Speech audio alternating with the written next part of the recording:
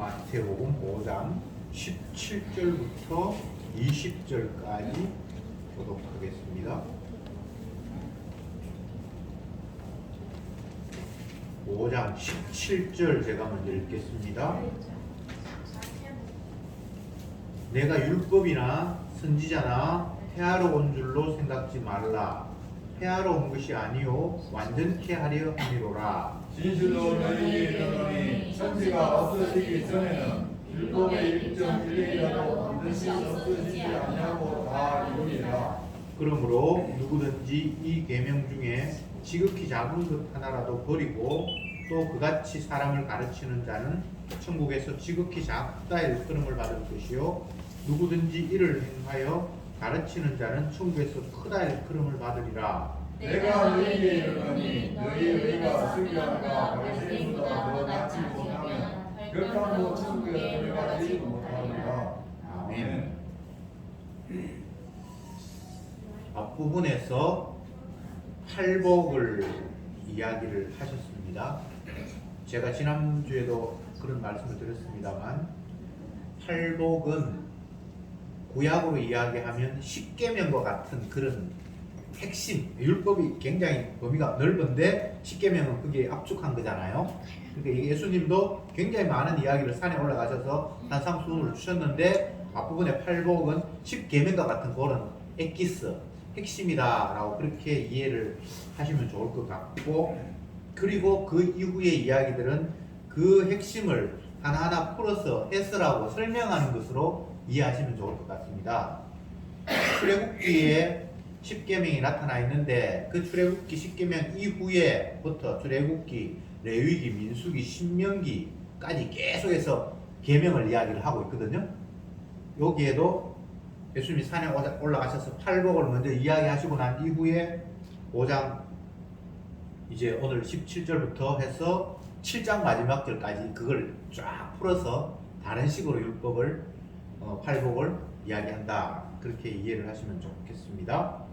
오늘 말씀 17절 시작하는데 내가 율법이나 선지자나 폐하러 온 줄로 생각하지 말라. 폐하러 온 것이 아니라 완전케 하려 함이다. 이렇게 말씀하셨습니다.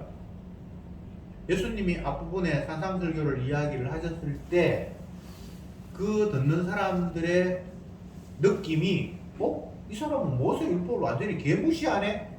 뭐 이런 식으로 이해할 수 있단 말이죠.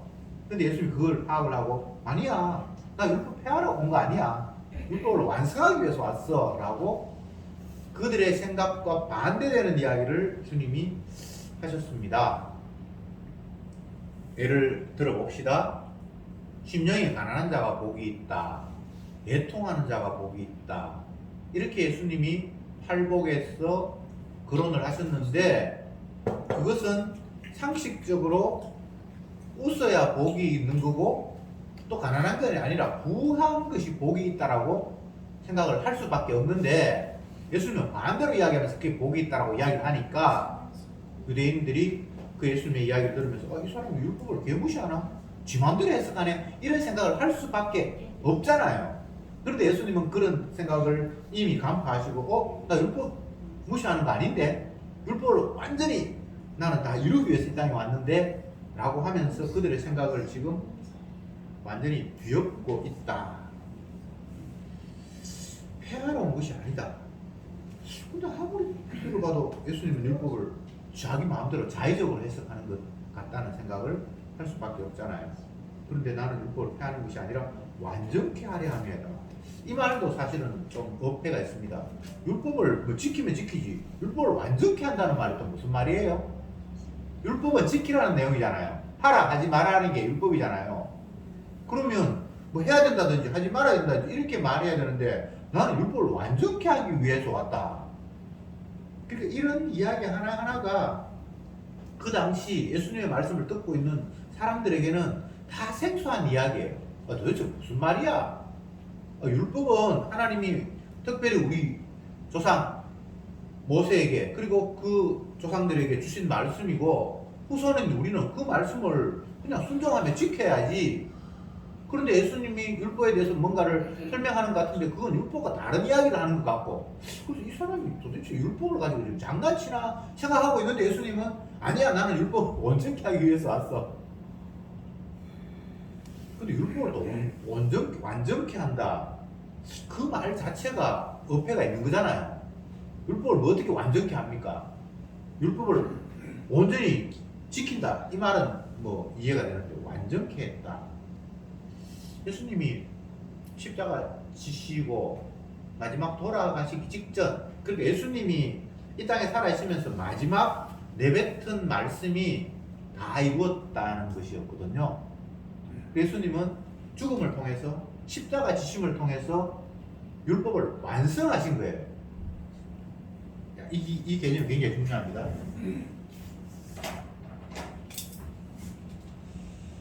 율법의 내용은 두 가지로, 하라, 하지 말라, 이런 내용이잖아요. 모든 율법이 다 그렇잖아요. 뭔 하라, 뭔 하지 말라. 예를 들면 10계명에서 첫 번째는 나 외에 다른 신을 섬기지 마라, 만들지 말라, 그게 절하지 말라. 또 아니면 뭐 이웃을 내 몸같이 사랑하라, 또 이웃에 거짓 증거하지 말라. 어쨌든 명령문인데 하라는 것과 하지 말라는 것으로 나누는 것이 율법입니다. 그러면 이 말씀을 듣는 사람들 입장에서는 하라고 하는 것은 하고 하지 말라고 하는 것은 안 하는 것이 그 율법에 대한, 율법을 받은 사람들의 정당한 반응이다 라고 생각을 하는데, 예수님은 율법을 폐하러 온 것이 아니라 완전케 하기 위해서 왔다, 이런 이상한 말씀을 하셨어요. 완전히 지키기 위해서 왔다, 이러면 말이 되는데 완전케 하기 위해서 왔다. 정확하게 말씀을 드리면 율법은 이 예수님의 말씀을 듣기 위해서 산상에 찾아온 그런 사람들에게 지킬 수 있거나 할 그런 내용이 아니에요. 이 율법은 예수님만이 지킬 수 있어요. 하나님의 아들만이 지킬 수 있어요. 그런데 사람들은 그렇게 생각하지 않았죠. 유대인들, 자기 조상들에게 하나님이 이게 하나님의 뜻이야 라고 말씀을 주셨으니까 그 사람들을 향해서 순종하라고 주신 말씀이라고 그렇게 받아들일 수밖에 없잖아요. 그리고 지키면 복 받는다고 그러고 못 지키면 벌 받는다고 그렇게 얘기까지 하셨고, 그래서 당연히 그건 우리가 지키고, 만약 지킨다면 복을 받을 것이고 못 지킨다면 벌을 받을 것이다. 조상들의 역사를 봐도 말씀을 잘 순종했을 때는 나라가 번성을 했는데, 다윗 같은 때, 솔로몬 같은 때는 잘 살고 번성을 했는데 말씀에 순종하지 못하니까 남의 나라에 포로 끌려가서 죽도록 개고생했다. 그리고 회개하니까 주님께서 다시 돌아오게 했다. 이것이 예수님의 말씀을 듣고 있는 현재 유대인들의 과거 자기 나라의 역사를 생각해보고 하나님의 말씀을 이해할 때에 가질 수 있는 생각의 전부예요. 다시 말씀드립니다. 하나님은 자기 조상들에게 율법을 주셨고 그 후손들인 자기들에게도 율법을 주셨으니까 그 말씀을 순종하면 복을 받고 안 순종 못하면 저주받는다라는 이런 생각을 하고 있어요. 그리고 율법은 당연히 자기들이 지켜야 할 내용이라고 생각을 해요. 근데 정작 이 율법은 사람들이 못 지켜요. 오늘 본문까지 있는데 19절까지, 제가 20절까지 읽었는데 21절부터 율법을 못 지킨다는 이야기가 쫙 나와요. 뭐 간음하지 말라, 살인하지 말라, 모세가 그렇게 율법을 했는데, 살인은 사람 죽여 살인이 아니라 죽이고 싶은 마음, 미운 마음이 있으면 벌써 살인이다. 간음, 너가 다른 사람에게 손도 안 대도 마음속으로 갖고 싶다 라고 생각하면 그거 간음이다. 막 이렇게 이야기함으로 말미암아 하나님의 말씀은 너희들은 도저히 지킬 수 없어 라는 식으로 쫙 해석이 나가거든요. 그건 뭐 다음 주에 본문에 살펴보겠습니다만, 그런데 유대인들은 절대 우리들이 지킬 수 없는 말씀을 하나님 주셨다라고는 상상도 할 수 없었습니다. 근데 예수님은 이 율법은 내가 완전케 한다 이렇게 말씀하심으로 말미암아 율법은 너희들하고 상관이 있는 게 아니야, 나와 상관이 있어라고 그 내 생각 자체를 확 지금 흔들고 있어요. 우리는 성경을 여러 번 이 내용을 읽고 듣고 했으니까 이 말이 그다지 그렇게 충격적으로 와닿지 않아요. 그런데 이 당시 유대인들은 이 말이 정말 충격적입니다. 이 앞부분에 팔복을 이야기하면서도 모세의 율법과 지금 정반대 이야기를 하는 같은 느낌이 막 들잖아요. 가난한 자가 복이 있다. 또 울고 통곡하는 자가 복이 있다. 그러니까 거기에서 벌써 머리에 지진이 일어나는데 이 사람이 지금 율법 가지고 지 마음대로 해석하고 장난치고 있네. 율법 완전히 개무시하네 라는 생각을 하면서 듣고 있는데 그 생각하고 있는 그들에게 아니야, 율법 나는 무시하는 거 아니야. 율법을 완전히 하기 위해서 내가 이 땅에 왔어. 어쨌건 굉장히 충격적입니다. 도대체 이 사람의 이야기를 우리가 어떻게 이해해야 할까? 정말 혼란을 거듭하는 뒤죽박죽되는 그런 상황으로 주님의 말씀을 이해할 수밖에 없는 그런 처지입니다. 율법을 완전케 하기 위해서 왔다. 완성하기 위해서 왔다. 율법을 완전케 하고 완성하면 어떤 결론이 일어납니까? 요한복음 19장에서 예수님이 십자가 지시기 전에 마지막 목이 마르다고 하시니까 어떤 사람이 포도주를 그 갈대 같은 데 그런 데 적셔서 예수님 입에 이렇게 목을 죽여주셨어요. 그렇게 할 때 예수님께서 마지막으로 외마디 비명을 지르면서 다 이루었다 하면서 운명하셨다 이렇게 성경에 되어 있잖아요. 예수님의 십자가 지심이 완전히 하는 거예요. 사람들이 생각할 때 하라 하지 마라 그러니까 자기가 순종하면 된다고 생각했는데 이거는 아예 이런 식의 생각 자체는 지킬 수 없는 거예요. 인간은. 근데 주님이 완전케 하신다고 하는데 이 완전케 하심이 십자가 지심이 완전케 하시는 거예요. 그렇게 이해를 하고 그 다음 십자가 지심, 십자가를 통해서 하나님께서 말씀하신 모든 율법을 다 완성을 하셨는데 이 십자가 지심에는 두 가지가 나눠집니다. 하나는 심판, 하나는 구원. 주님이 십자가 지심으로 말미암아 지옥 갈 자와 천국 갈 자가 쫙 분리되고 나누어져 버려요. 이스라엘 백성들을 거룩하다, 거룩한 백성이다 라고 말을 하는데 그 거룩이라는 단어의 의미들이 구분한다, 나눈다라는 데 의미가 있어요. 거룩이라는 게. 그러니까 주님은 자기가 십자가 지심으로 말미암아 모든 걸 다 둘로 나누어 버렸어요. 너희와 저희, 알곡과 죽정이, 양과 염소, 그렇게 쫙 나눠졌어요. 예수님이 십자가 지시기 전에는 이 나눔이 희미했어요.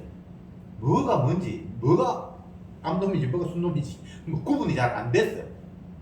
근데 주님이 십자가 지심으로 말미암아 그 피로 씻음 받은 자와 그 피와 상관이 없는 사람으로 완전히 분리되어 버렸어요.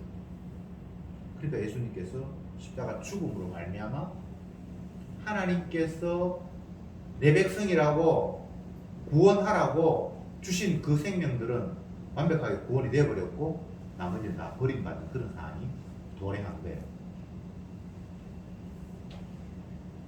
세상은 출발 자체가 예수님으로 말미암아 출발이 되었고 또 중간의 모든 과정들이 다 예수님에 의해서 움직여지고 결과도 예수님이 원하는 쪽으로 맺어지는 거예요. 시작, 과정, 끝이 다 주님으로 말미암음이에요. 그것을 로마서 11장 마지막 절입니까? 한번 살펴봅시다. 늘 잘 아는 말씀이지만 우리의 기억을 되살리는 의미에서 11장 마지막 절 36절이네요.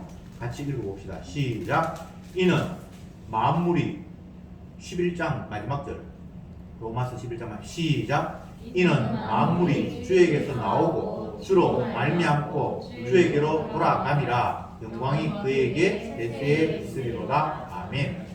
그 모든 게 만물은 모든 거잖아요. 모든 게 주에게서 나왔고 출발이 그리고 주로 말미암고 이 과정이잖아요. 그리고 죽게 돌아간다 결과잖아요. 그걸 통해서 영광을 받는다고 하시잖아요. 그래 이 한 말씀을 우리가 바탕에 깔고 모든 것들을 바라보면 정리가 돼요. 근데 이게 바탕이 안 되면 혼란이 와요. 왜 이러지? 왜 이러지? 왜 이러지? 계속해서 의문을 만들 수밖에 없어요. 예수님은 십자가 침으로 이제 아버지의 뜻을 다 이루었다. 율법이 그동안 요구했던 것들은 이제 끝났다. 내가 십자가 짐으로 말미암아 하나님이 내 자녀라고 했던 그 모든 백성들은 이제 구원을 얻었고 나머지는 다 지옥으로 떨어질 수밖에 없는 갈림길로 완전히 갈라서 버렸다.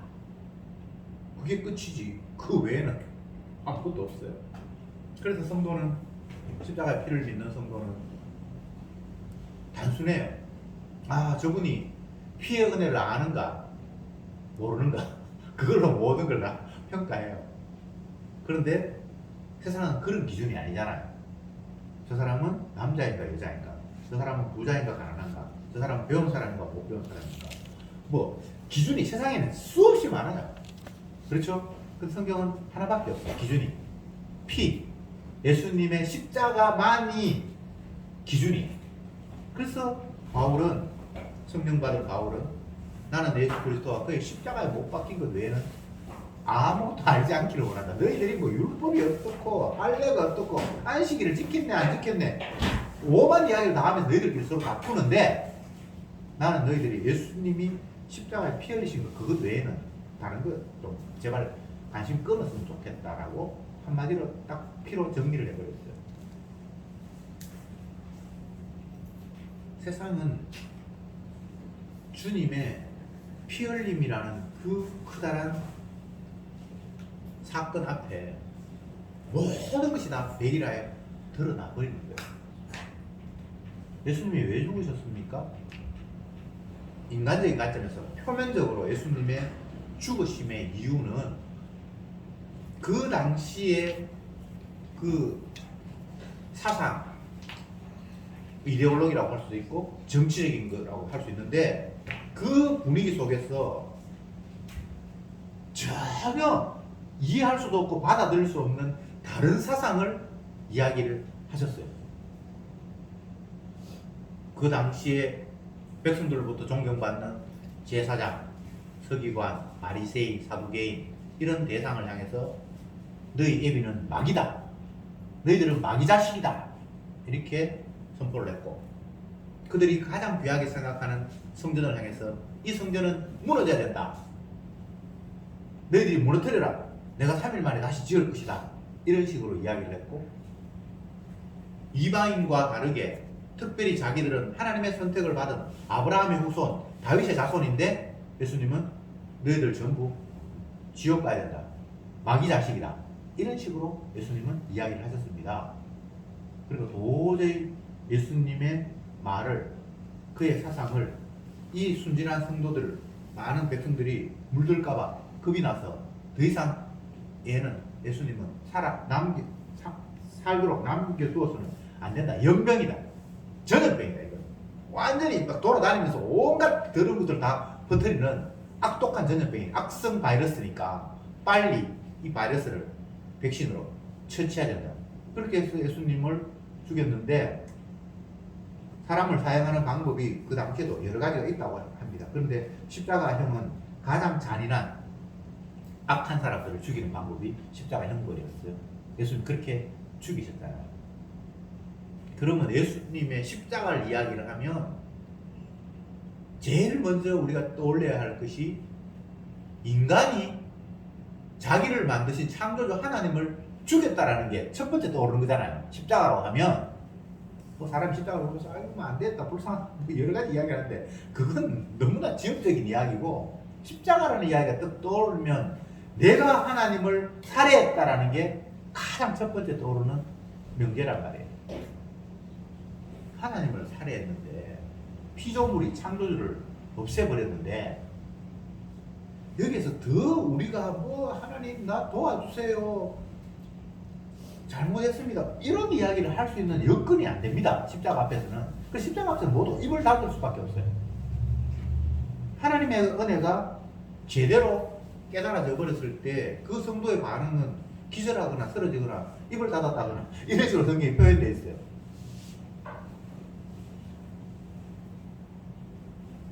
왜 그렇습니까? 내가 어떤 존재인가를, 내가 하나님을 살해한 살인자라는 사실이 깨달아지는 순간 숨이 멈칫한 거예요. 더 이상 그분 앞에 내가 뭐를 어떻게 해달라고 부탁을 할 수 있는 그런 상황이 안 되잖아요. 내가 십자가의 원수인데.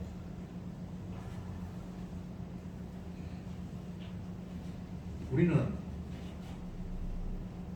주님께서 세우신 기준, 십자가를 지심으로 다 이루었다라는 그 개념, 그걸 위해서 율법이 그동안 있었고 긴 세월 동안 율법이 그들에게 전달되었는데, 아무도 사람들은 예수님의 십자가와 율법을 연관지어서 생각해 본 적이 없었습니다. 그러니까 다 엉터리 해석이죠.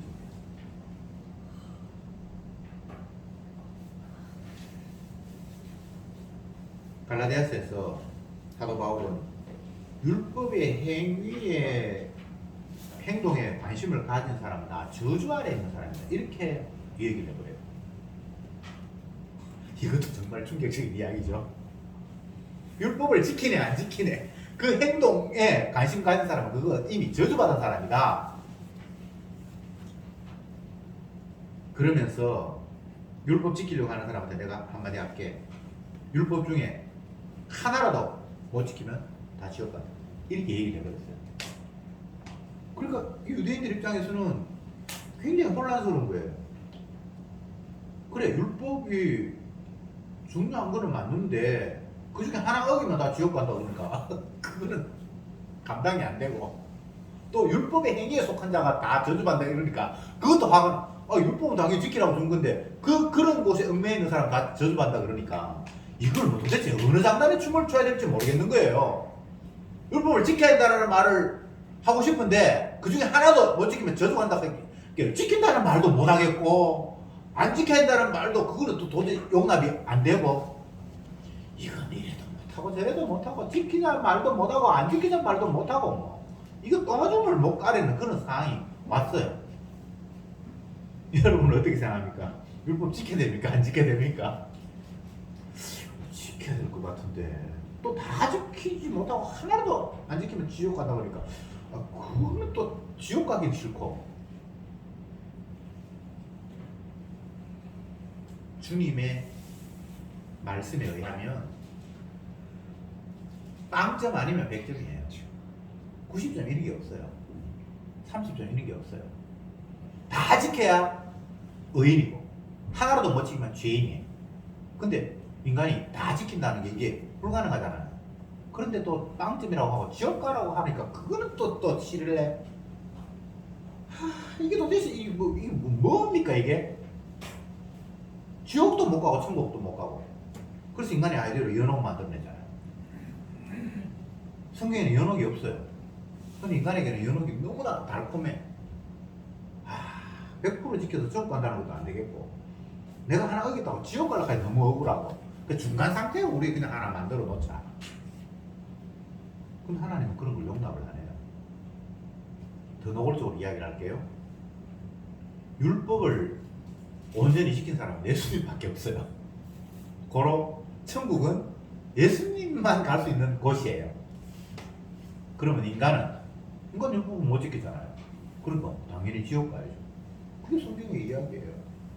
근데 왜 자꾸 지옥 갈 죄인이, 율법을 못 지킨 죄인이, 뭐 율법에 그 많은 것 중에 하나 어기는 게 아니라 한 개도 못 지킨 죄인이 천국을 넘봐요? 이게 뭐가 앞뒤가 안 맞잖아요. 나는 천국 갈 만한 자질은 안 되는데 천국 가고 싶다. 이게 지금 뭐 말이 안 되잖아요. 자질이 돼야 가는데 자질도 안 되는데 가면요 더 힘들어요.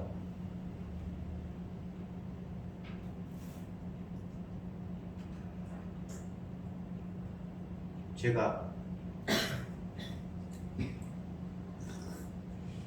어떤 분의 차를 탔는데 차가 너무 깨끗한 거예요.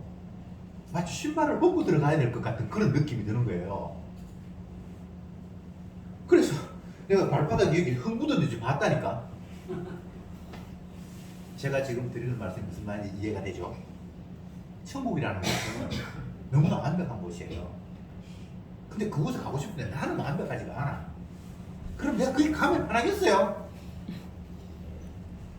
상식적으로 생각해보자고. 거기는 하나님의 아들이 계신 곳이고 하나님의 그 나라인데, 아들의 나라인데, 내 같은 게 그게 가면 그 편하겠어요? 옛날에 그 우리나라의 그 패션 디자인 중에 유명한 사람 앙드레 김이라는 사람이 있었는데, 그 사람은 매일 흰 옷만 입고 살았거든요. 근데 옷도 뭐 푸짐해요. 여름 옷 겨울 옷도 상관없이 옷이 얼마나 크고 푸짐한지 안에 뭐 입고 해가지고 다 갖추어 입어야 된다고 그렇게 그 사람 이야기를 하는데, 자기한테는 그게 어울리는지 모르지만 보통 사람들 그게 보통 불편한 게 아니에요. 아무리 패션이 뭐 그게 아름답고 좋게 디자인되고 해도 그게 보통 사람들한테는 입어봐야 어울리지도 않을 거예요. 그죠? 제가 드리는 말씀은 천국은 우리하고는 관계가 너무 안 어울리는 곳이에요.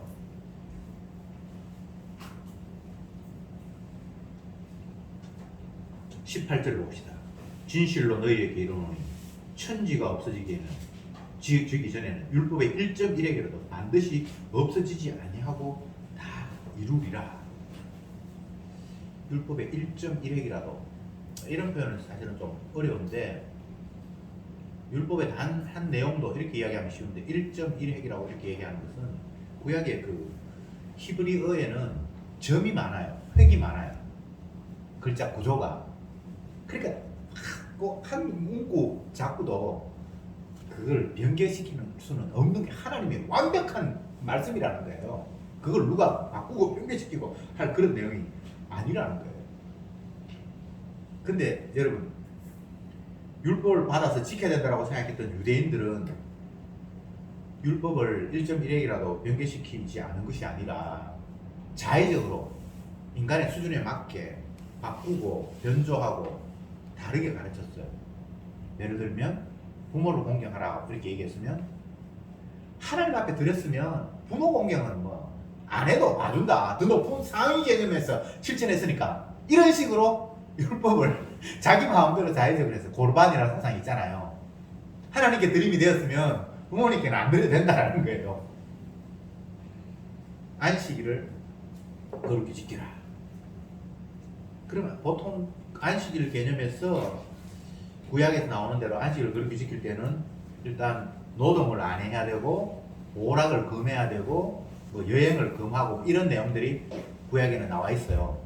근데 신약에 들어오면 그걸 더 구체화했어요. 그런 것들이 탈무드라고 그러는데, 여행이라고 하면 어디까지가 여행일까? 5리 이상 가면 여행으로 간주하자. 노동을 하지 말라. 어디까지 할까?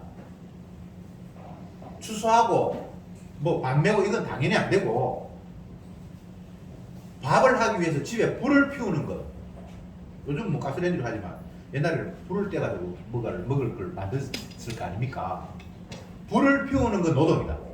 그래서 안식일 날은 불 피워서 밥하면 안 돼요. 그 전날 밥을 해놓든지 그렇게 해야 돼요. 이거 율법 아니잖아요.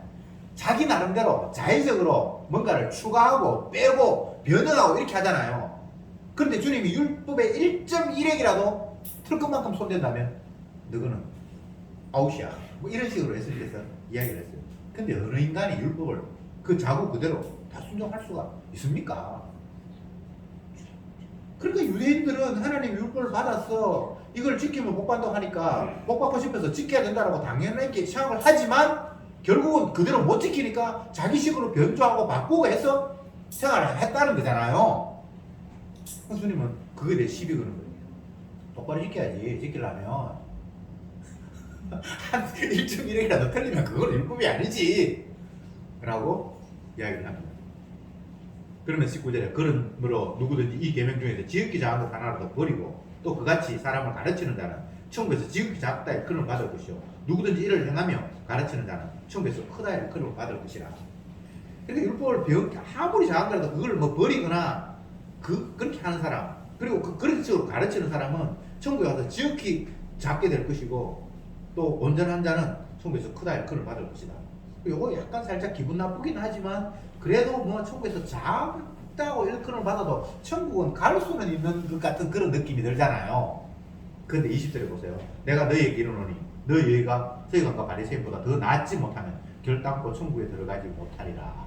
여기 마지막에 너희들 천국 못 가거든 라고 못을 박아버렸어요. 서기관 바리새인보다 더 나아야 된다는 거예요. 바리새인 서기관은 죽도록 노력해서 다다른 게 그 정도 수준이었어요. 주님이 그거보다 더 나아야 천국 간다 이 말은 너희들은 다 지옥 간다는 말이잖아요. 진짜 미치고 펄짝 뛰고 환장할 일이에요. 예수님의 말씀을 부정하기도 못하고 긍정하기도 못하고 율법을 지켜야 된다고 말하기도 애매하고 안 지켜야 된다고 말하기에는 너무나 엄청나고 이거 완전 오동나무에 걸렸네. 오도가도 못하고 진퇴양난. 이것은 왜 이런 식으로 이들이 주님의 말씀을 받아들일 수도 없고 못 받아들이는 것도 안 되고 율법을 지켜야 된다고 말하기도 애매하고 무시해서 안 지켜야 된다고 말하기도 애매하고 왜 이런 상태가 왔습니까? 그것은 율법에 대한 오해 때문이죠. 자기가 지켜서 복 받겠다라 천국 가겠다라는 그 말씀 자체가 출발부터 잘못된 거예요. 율법은 어떤 의미예요? 우리는 죄인이구나 지옥 가야 되는구나 라고 확정하기 위해서 율법을 주었는데 그들은 그걸 가지고 지켜서 복을 받고 천국 가겠다라는 그런 말씀을 가지고 율법을 보니까 지켜야 된다는 말도 못하겠고 지키지 말자는 말도 못하겠는 거예요. 출발부터 잘못됐어요. 하나님의 말씀은 이게 우리가 지킬 수 있는 그런 정도가 아닙니다. 이 말은 하나님의 아들만 순종할 수 있어요. 아버지의 명령은 아들만 순종할 수 있고 아들만 순종할 능력이 돼요. 근데 피조물인 우리가 그 거룩하신 하나님의 말씀을 알아듣지도 못하고 순종할 능력도 안 되고 그런데 자꾸 자기들은 그 결과 말씀에 순종하면 복받아 천국 가겠다라는 그 너무나 달콤한 그 뒷부분이 너무 탐이 나서 이걸 뭐 만지도 못하고 던지지도 못하는 삼키지도 못하고 그런 상태예요. 수많은 사람들이 성경을 인용하고 성경 가지고 뭐 잘난 척도 하고 하는데 다른 구절을 적용해버리면 그들은 입을 다물 수밖에 없어요.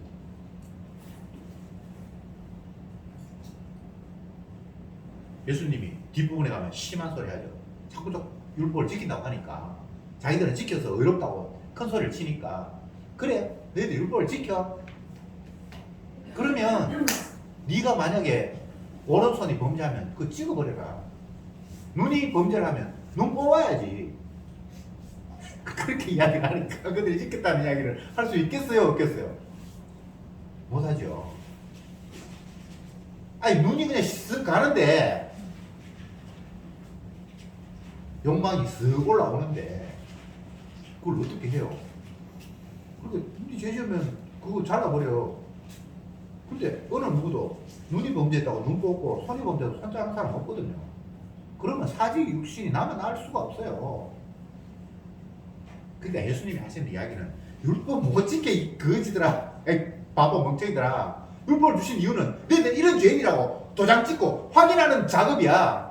그 율법 앞에 주여 나는 죄인입니다라고 해야지 내가 몇 점짜리 인생이 될까 앞으로 복 받기 위해서는 더 많이 지켜야 되겠네 이런 발상 자체가 엉터리라는 거잖아요.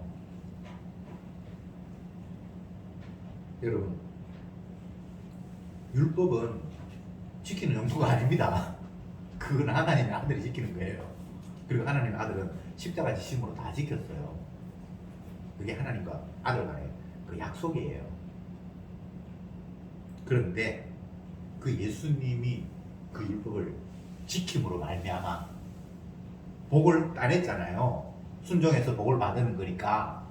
그 예수님의 순종함의 그 공로 안에 포함되는 생명이 이제 만들어지는 거예요.